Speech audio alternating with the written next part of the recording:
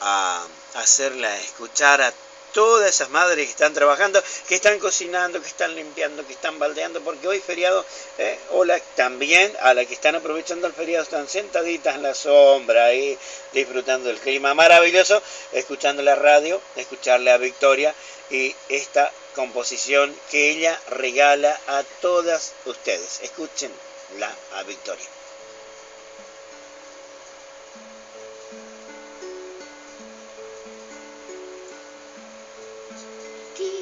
De la vida, entregando tu alma con gran devoción.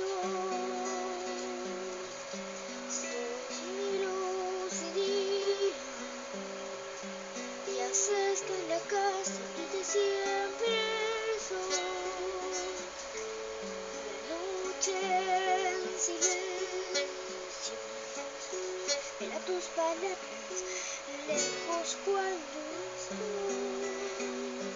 Y en estos momentos se va la nostalgia porque pienso en vos. Cual una plegaria, mi voz hoy te canta por todos tus hijos con el corazón. Con una sonrisa nos brindas la calma de bella ternura, regalo de Dios. La noche en silencio, me das tus palabras lejos cuando estoy.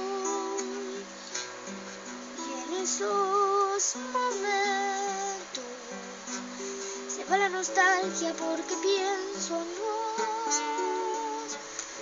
Cual una plegaria, mi voz hoy te canta por todos tus hijos con el corazón.